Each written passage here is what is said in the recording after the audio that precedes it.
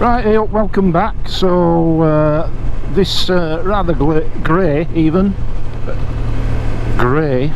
Sunday morning, just out with Gareth in front on his DCT Crosstourer,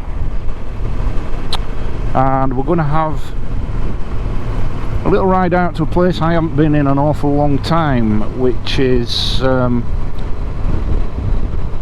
Home Firth, over Home Moss, drop down into Derbyshire and the Lady Bower Reservoir, that sort of area, which is beautiful part of the country. It's Richie Vida's part of the world, isn't it? And so I haven't been here for years and years, but it's nice to get somewhere a little bit different than going east, which I normally do. Probably going to catch a few showers today, not a problem. Now, why is Gareth pulling in?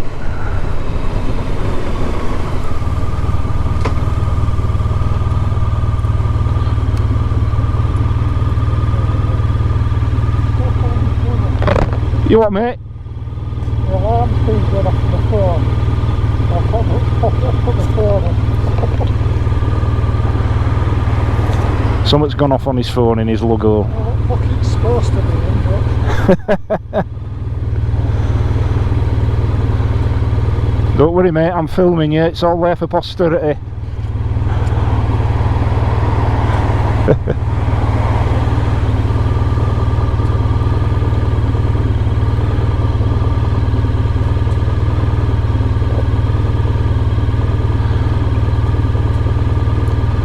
Now, for sat-nav, I normally put my phone in here and use like Google Maps, and it plays through my Pack Talk headset, but see, Gaz has got the Garmin Zumo there, which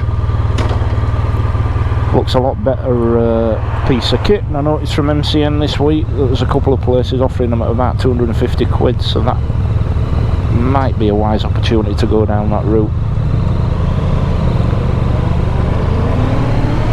So as I was saying, it's nice to get somewhere a little bit different, to go west rather than east. We'll catch a shower or two almost certainly, but I don't know why I'm so paranoid about rain when I've got the best, probably the most weather resistant bike on the planet.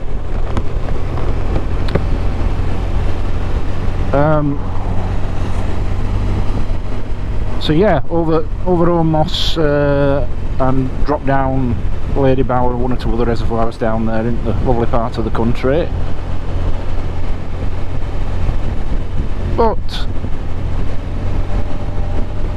we are just making our way into Home Firth now, so I'll switch the camera on because Home Firth is an interesting place just outside of Huddersfield in West Yorkshire, and of course it was home to the filming of The Last of the Summer Wine.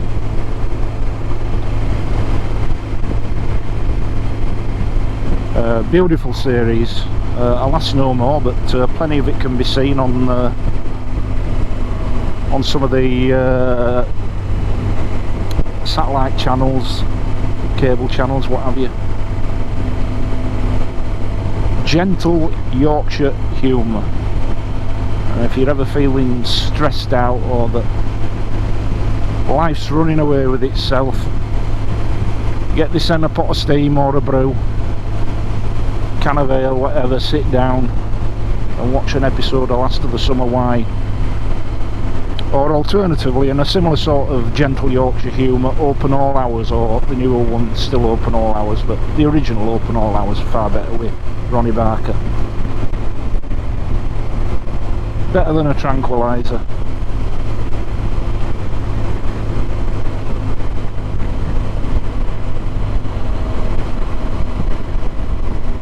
So I think I'm getting used to this Airhawk seat now. I've got it down to, must only be about 20% inflated, so it don't quite feel like I've shat myself now,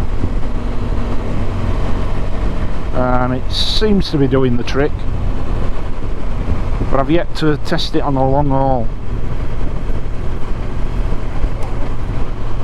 I'm gonna have to do a proper long haul trip before the season's out, get to the coast or something and have an overnighter.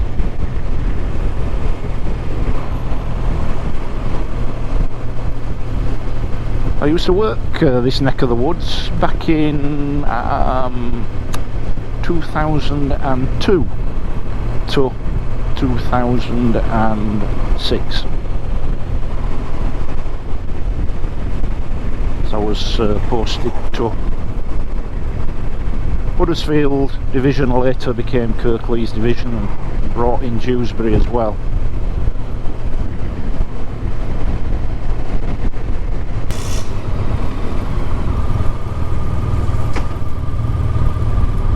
And here we are in the middle of Home Firth. And normally here, during the day, certainly in peak season and midweek, it's absolutely chocker here, it's gridlocked, but here we are, it's a minute past 9 o'clock on a Sunday morning, so we're good to go.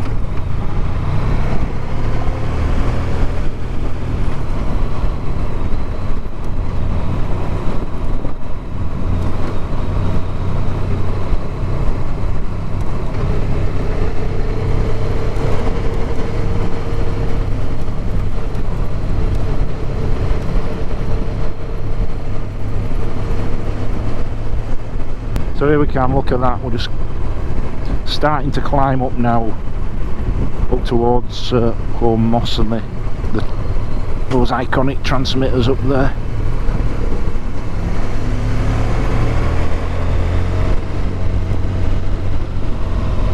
Look at that, eh? Get pedalling, lad. Oh, rather you than me.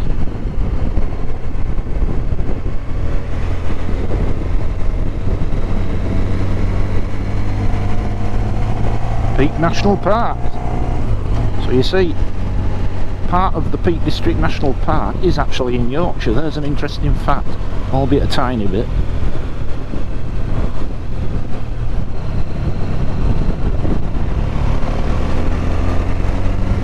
There's the transmitter.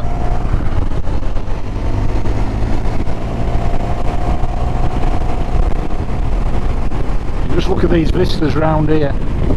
As far as England goes, you know, this sort of area and perhaps the Lake District, it's the best of it. I know in Scotland and Wales you'll get something to more than rival it, but in good old England it don't get much better than Yorkshire Dales, Peak District, Lake District.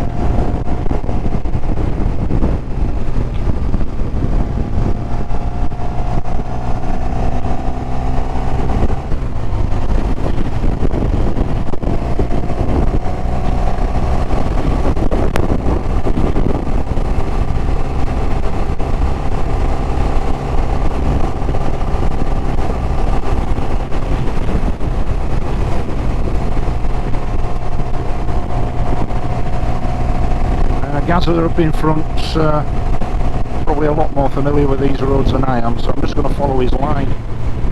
He's an advanced rider, he's Gaz, he's done his IAM. Welcome to Derbyshire.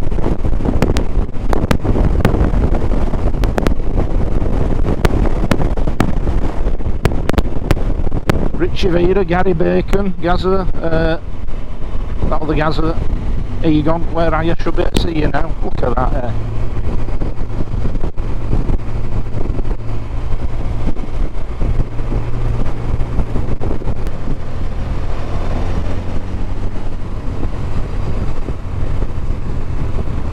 That down there.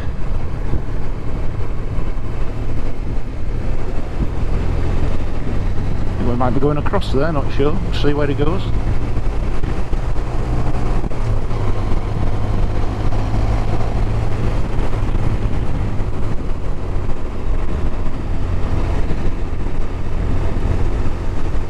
I hope he's going right and not left at the end of this road. There's a junction there.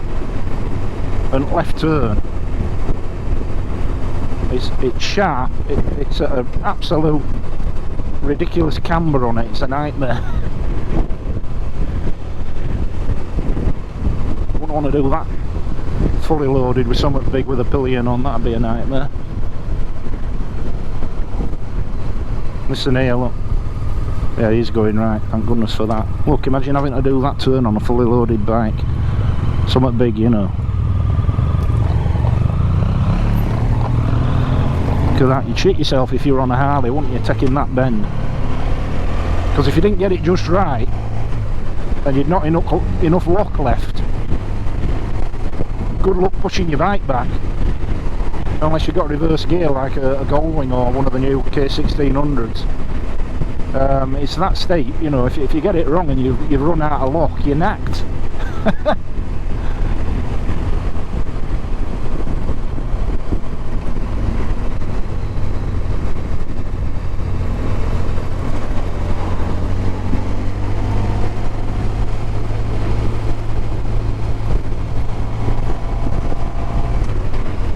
There actually is something to be said for coming out when it ain't blazing sunshine and blue skies and all of that, because there's a certain atmospheric mood, particularly you know, when you've got a vista like this, and you've got low cloud and it's a bit dull.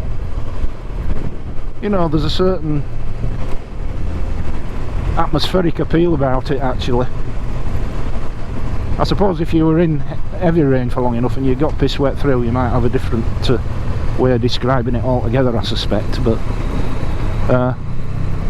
I've come to the conclusion that having a bike that will tolerate bad weather is no excuse for sitting at home for days on end because you haven't got a week of wall-to-wall sunshine. So I think we're going to have a brew here by the looks of things.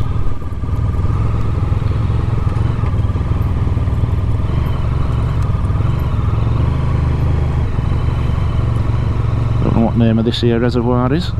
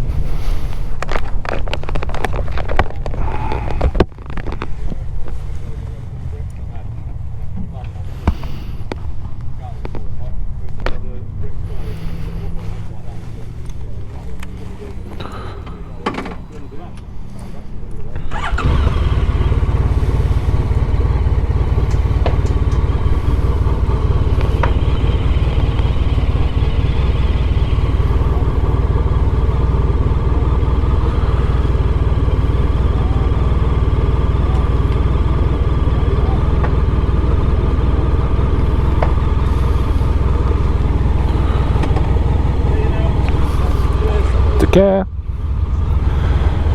Right, we've just had a pot of steam at the side of this here reservoir. Started pissing down, predictably, but we've just been approached by one of the chaps from that group of cyclists there, very interested in these two Honda Crosstourers, so I've done the big sell on it. I didn't get your name, sir, but I did give you unashamedly plugged my channel, told him to look out for the Bingley wheeler if he wanted to see some reviews of this bike. He's looking at retiring next week, works in manufacturing support, digital platforms for manufacturing.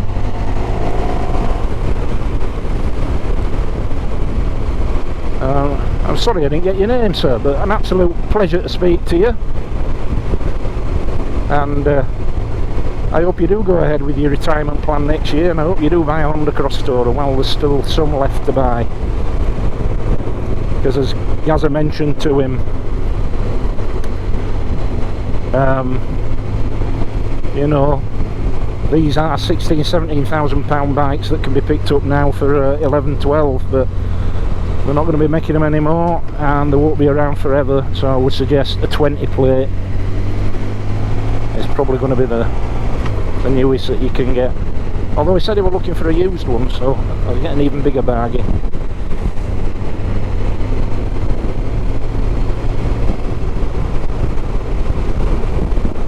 So yeah, I mean, it's one of the great things about getting out and about, even when the weather's like this, that you meet like-minded people, and it's interesting what you find out, because that gent and his mate were obviously not only out and about serious cyclists, but also keen motorcyclists as well. So it just goes to show that you know, those pursuits do often find common ground with people.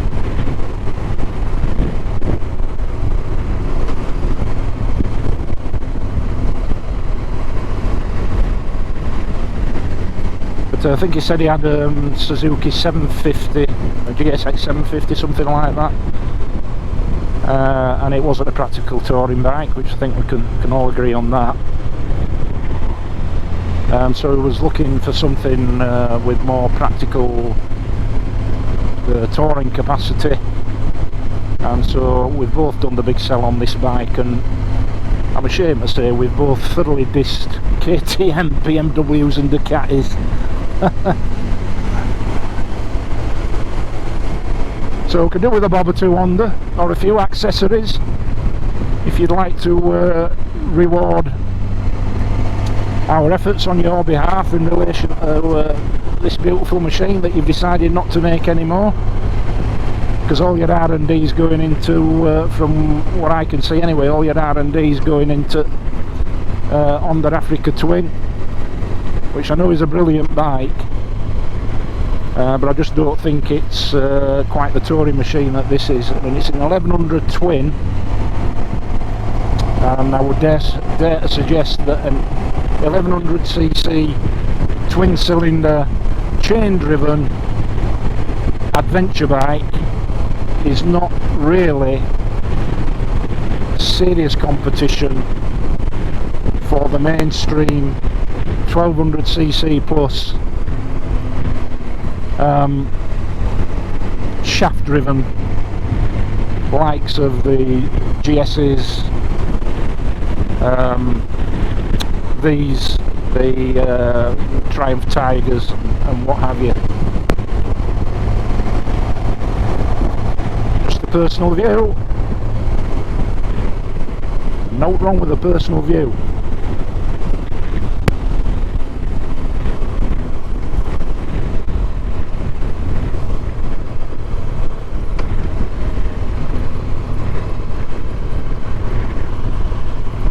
Right, so I don't think there's any questions now about what I'm going to be doing when I get back home, and that's giving her a bath, the bike that is.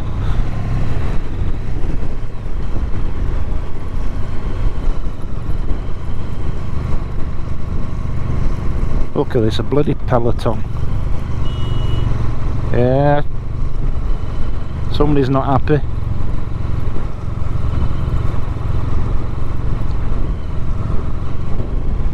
Does somebody explain to me why they can't just go in single file? I don't get it. It just makes life so much more difficult, and dare I say more dangerous as well, potentially.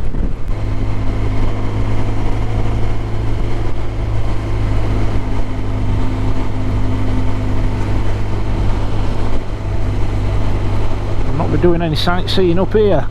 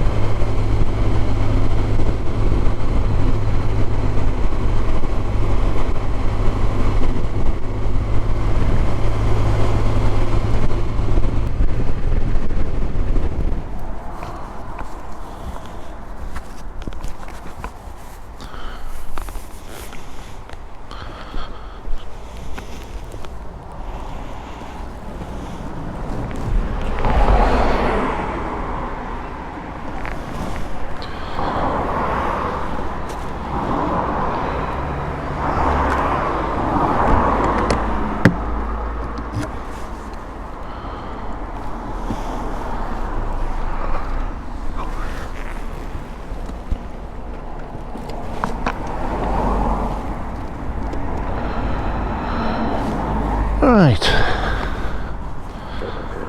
So that was a nice bit of splosh at the side of the Lady Bower Reservoir. Look at that, beautiful even in this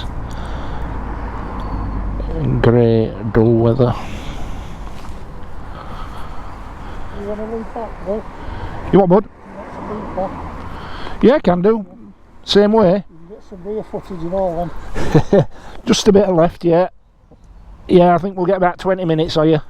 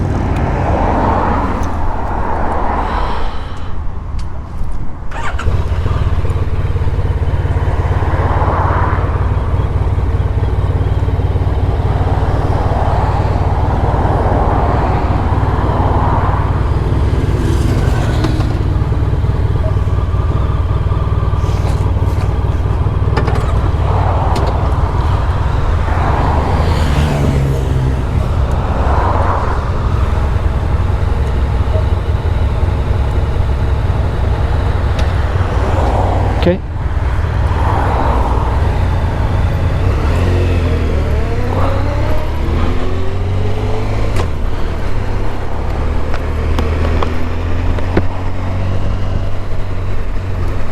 Alright, so that was rather nice.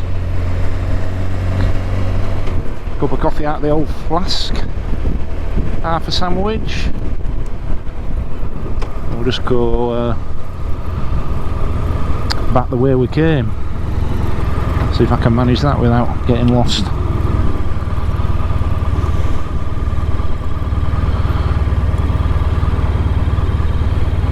Yeah, Lady Bower Reservoir. Just outside of Glossop in the heart of the High Peak.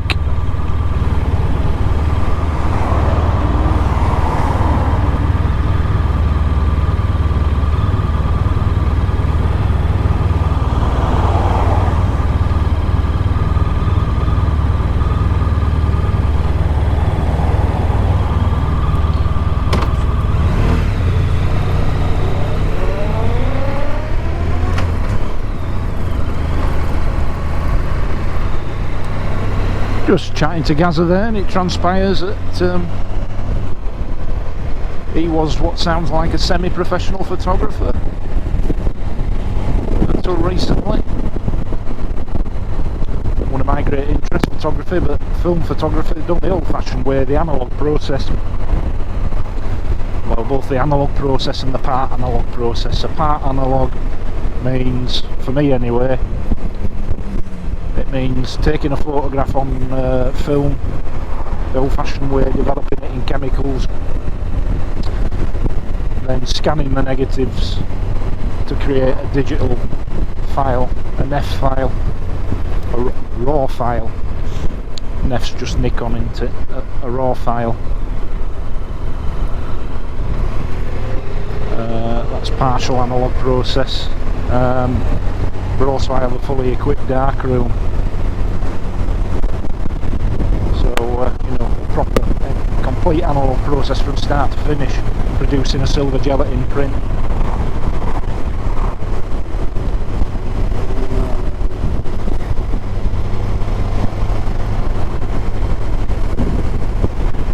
And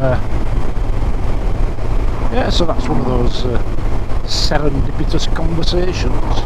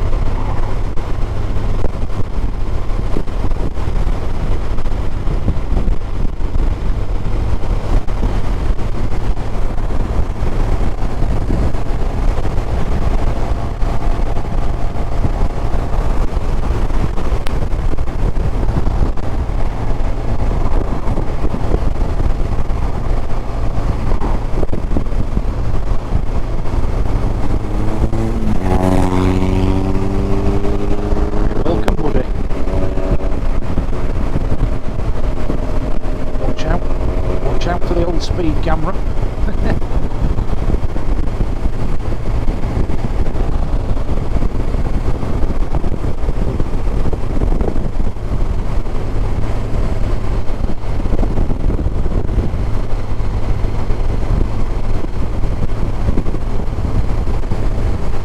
No packed up bulbs bleeping at me now to tell me battery's low, but I think you still get best part of an hour afterwards. But Gaz has got a Senna, and the two systems will link via Bluetooth, not by the mesh network that Pactolot uses, but they will link by Bluetooth, but he needs to do a software update on his apparently.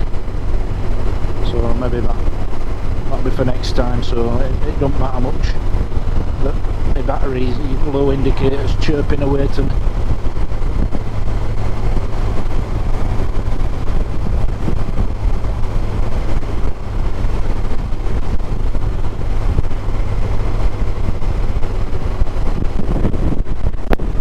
Fantastic, a white van.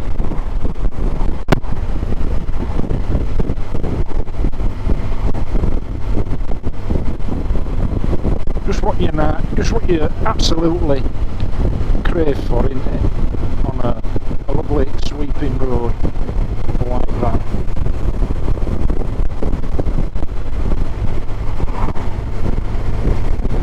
Doing 40 and a 50.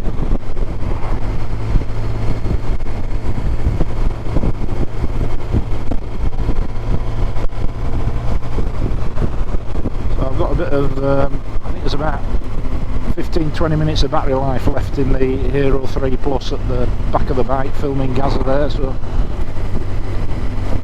mind you, probably all you can see is his spotlight.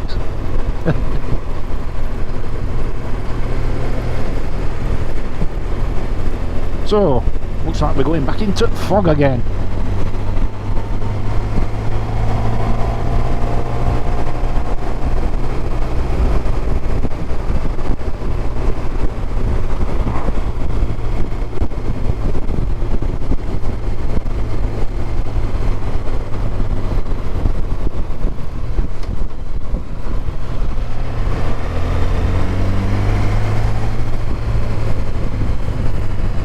Wow, look at that tree there. If that were a lightning strike or whether it's just uprooted due to sodden ground. So if you were passing in a car you won't see that, you don't see stuff like that in a car, do you?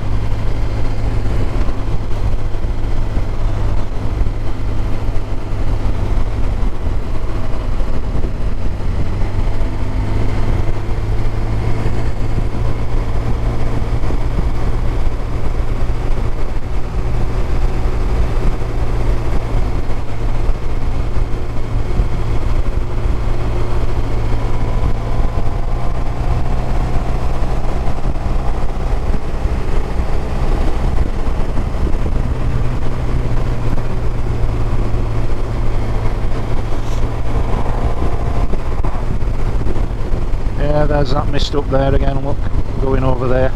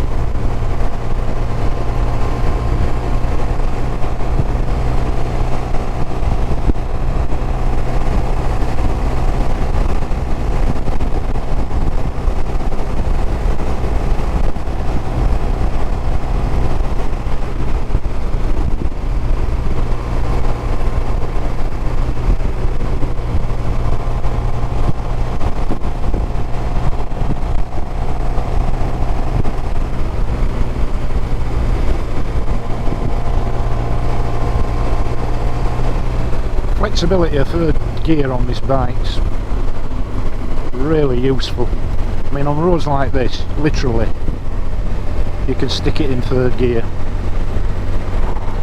and just use that rev range, and it delivers 99% of what you're going to need on roads such as these.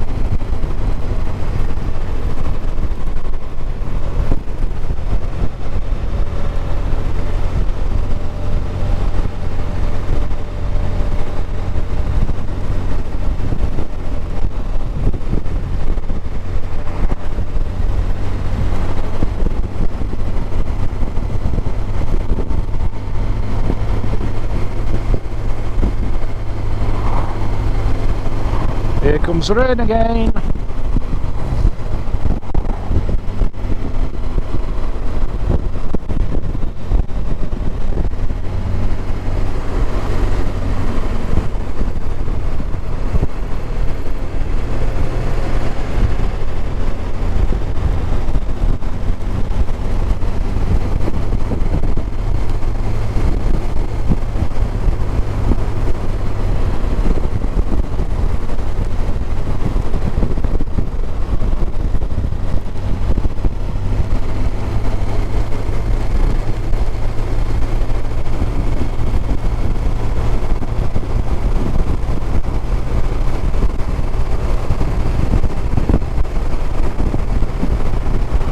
Proper chucking it down now.